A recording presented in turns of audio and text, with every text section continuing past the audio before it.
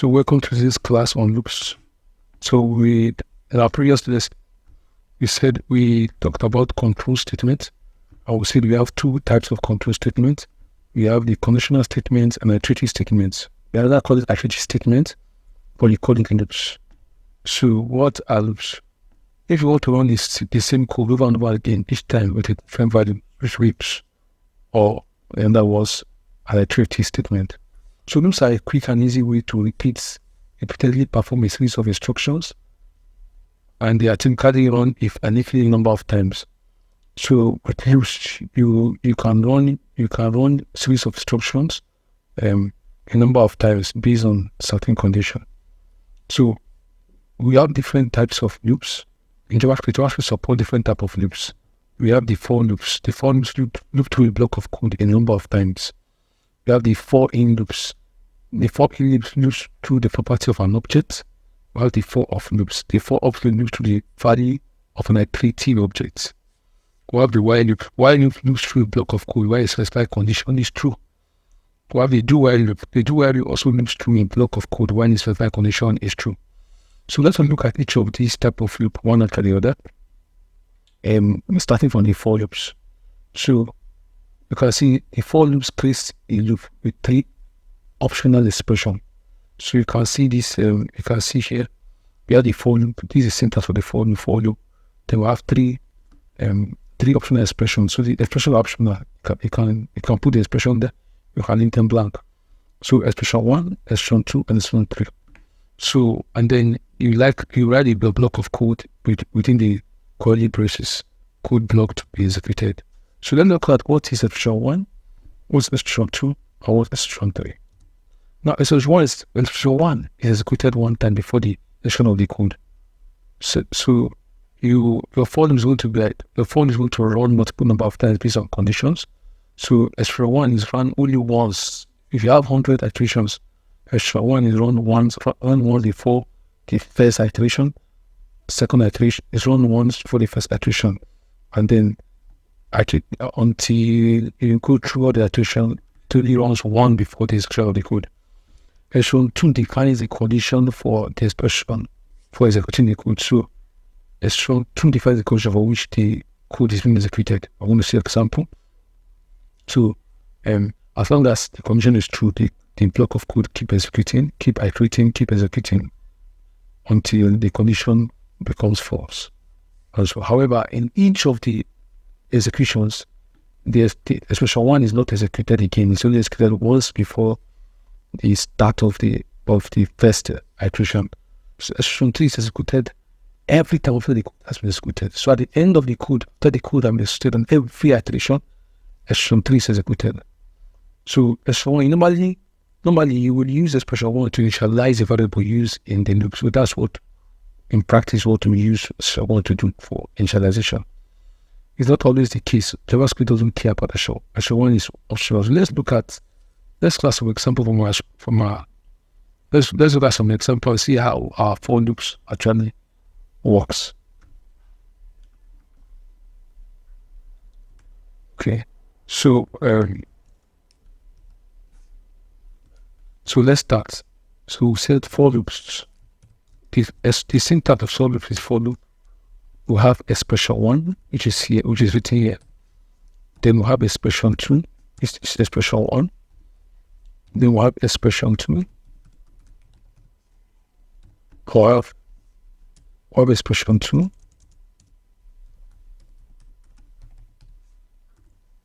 Then you have expression 3. So expression 1. The first expression, which is expression 1, is executed first before any execution, before the start of execution. Expression 2 defines the condition for which the expression is executed. So expression 3 is run at every iteration. So let's look at an example. For our variable x equals to, let's say, 10, we want our for loop to run from 0 to 10, for example, or 0 to 9, right? So I will come here and okay, no. So our first expression is normally used for initialization. So let me initialize For example, I to what? 3. So this, the common practice is to define our initialize. Common practice to use expression 1 is for initialization. Expression 2 is condition. So let us say this folder will continue running as long as I is less than what? 10. So at starts, this first expression 1 is executed at starts at iteration 1 or iteration 0. And then this expression 3 is run at the end. So I mostly common practice to use for increment. So now, what I'll just use those to log, console.log for I.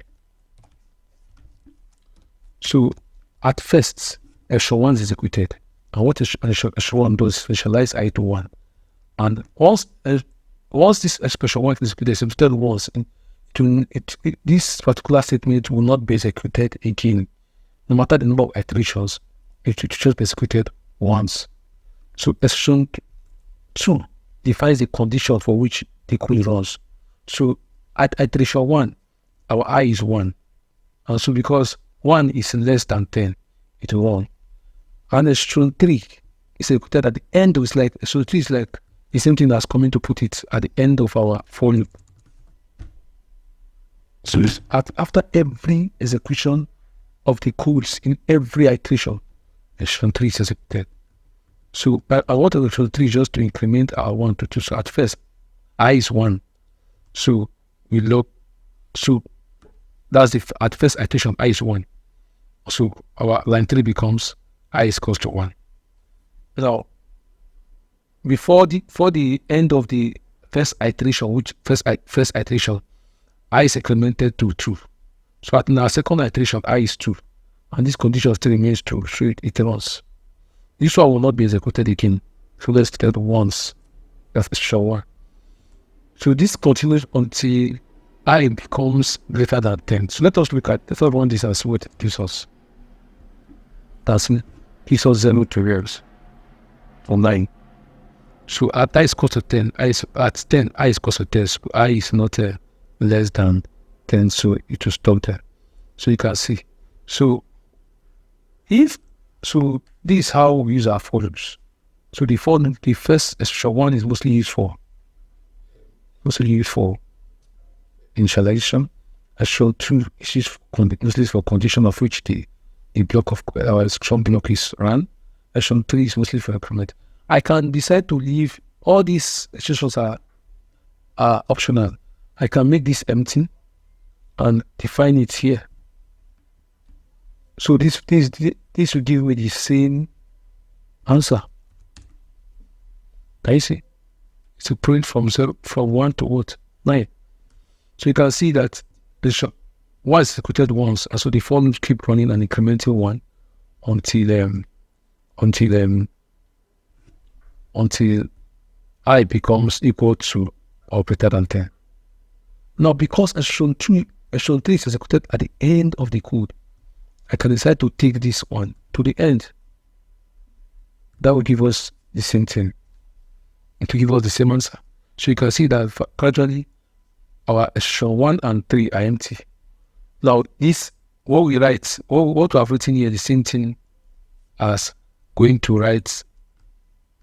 do this. So this is the same thing as this, as putting the 1 in, because this is executed last at every iteration. Now, this is the same thing as putting the variable in our for. So I can also, if you run this, it will give you similar result. Yes. So I can also decide to remove this. Can you see it? But let us put a condition here. If, so this is same thing as this. In this, click on this, what do? If I is greater than or equal to 10, if I is greater than or equal to 10, just break out stop, and execute our for loop. So this will give us the same thing, can you see? So our conditional statement, which is 2, we have succeeded, right, bringing it into the for loop in a block of in an conditional statement. So I saying if I is greater than or equal to 10, let us break out of the for loop. And then at the end, we're incrementing this. So these statements, what we have done here, the same thing with doing this. The same thing as doing this. I is equals to 1. I is equals to 1. And our condition now, I should run as long as I is greater less than what? 10. And then I plus plus. So these two statements are the same thing. What I've done up, so include of log what? I. So line 1 to 8 is same thing as writing line 9 to 11. Okay, so that explains what a short one. Anything you put in a short one is executed only once, just like line 1. And so why a short 2 is executed in every block, but it's used to actually give the condition for which the for loop will run. While execution 3 is mostly used for increment, and it's from at the end, it's run at the end of each execution, which is what we just did here. So these two things are the same thing. Now let's look at function scope. You observe that I'm using var here. So let's do something and see what it will be like. So let's do this. Now, if I define var I here to be equals to, let's see 10, right? We are logging I here. Let's also log I outside the block. Now, what will be I in line 6? What will be I in line 4? So, what will be I in line 6 or what will be I in line 4? If we run this, see that I in line 6, I in line 3 give us, as usual, 1 to 9.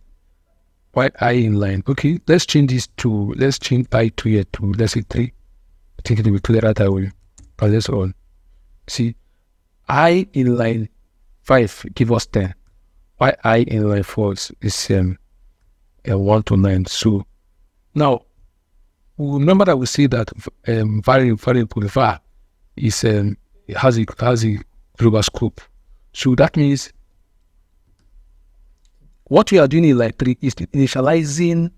So in this for loop, we can still access the I variable in line 2 to 4. So our I here, variable I here, still refers to the variable I in line 1. So what we are doing in line 2 is that we are reinitializing variable, or reassigning or initializing variable I to 1. So I is now 1. So it iterates through until I becomes 9. And don't forget, when I is 9, it will still increment 9 to 10. So I in line 6 is referred to the same I in the for loop. Is referred to the same I in our line 1, because the variable var has a global scope. Now let us look at let. Supposing we use let. So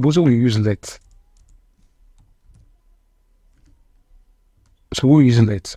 Now, let is function scope. And so this let, where is it? Let I is equals to 1. It's local to, let is block scoped. It's block scope. So it's local to this block. So let I is equals to 1 is local to the for loop block. And so our I in line 1 is not the same with our I in line 2. And so so what we are logging in here, console.log in line 7 refers to the I in line 1. While the I in line 2 is locally scoped to the for block. So the log of I line 4 refers to our locally scoped log of variable I in the for loop block. So if we run this, you will see that our I is 3. So in line 7, we are logging the same I which lies in line 1. While I in this for block is locally scoped to the for block. So notice that lets and constants are plus scoped. And so whatever you are doing within the block is local to the block. Why var is globally scoped. So if in our initial case, we use var. So when we are using var, in our for loop, we are referring to the same var outside the for loop. Why in let, why is it let? Why would our I the for loop is local to the for loop? Why and different from the I initialize outside our for loop? So let's look at while loops. So in the last class, in the last lesson, we went to for loop that run through a for loop that route from 1 to 9 and log 1 to 9. So let us convert this to a while loop and say. So for a while loop, the syntax is while, and then the condition.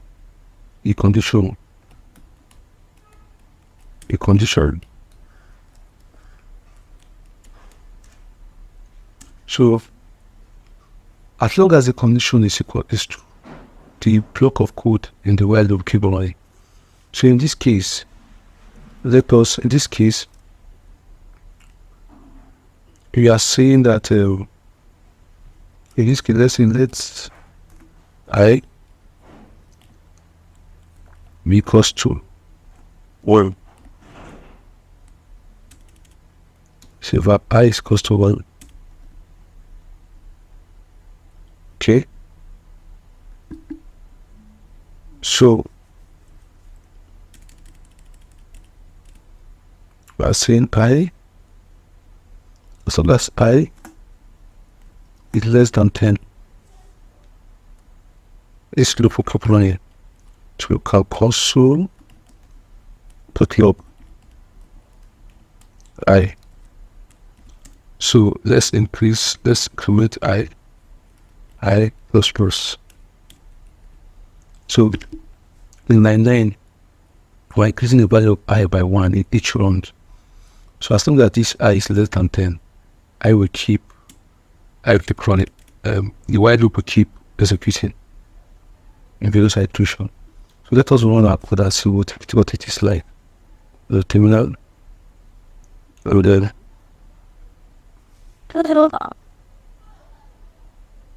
Okay, so load index.js. So you can see it was 1 to 9. So comparing while loop and for loop, if I'm writing this in the for loop, let's say it will be this. Let's say let I equals to 1. And the condition is here, as long as this is less than 10, then our increment is here. So this is another way. So for loop, while loop is this way, while loop is the same. While loop, the condition is put our condition and an increment at the last line of the block. So as long as this condition is true, this loop keep this while loop keep running. So these two these in the right the iterating statement using for loop this way, while we use while loop this way. So we're going to see more examples of using while loop to solve problems. But this is syntax for while loop, the condition, and then at the last line of the block, you increment your variable, which was, so the loop keep running until this condition becomes false. Okay, so while similar to the while loops, and do execute a certain block of code while a condition is true. So I can convert this to a do while statement. All I need to do is to take this condition, convert this while loop to a do while statement. All I need to do is to take this condition downwards, and then I'm going to use what to. So while this condition is true, the do while block, the block of code in true will be executed. So this will give us similar answers. What's now the difference between the do while statement and the while statement? So in the do while statement, the block of code in the do statement is executed at least once. So for example, let's go back to our while statement. Okay, so you can see this condition is actually false. So the block of code is not meant to run because I is 1. Or saying if I is greater than 10, then run this code. So this is not even meant to run even once. So are you seeing? So we're getting nothing because the block of code in the while statement will not run. Now what happens if this is a do while statement? So let us copy this and convert it to a do while statement. So I'll have things as true. So in the do while statement, even though this condition is false, the block of code in the do statement will run at least once. So for all this, you can see that we have 1. So this block of code ran at least once. So that's what makes the do while statement different from the while statement, that the block of code is run at least once. At least once. Now, so we can now see differences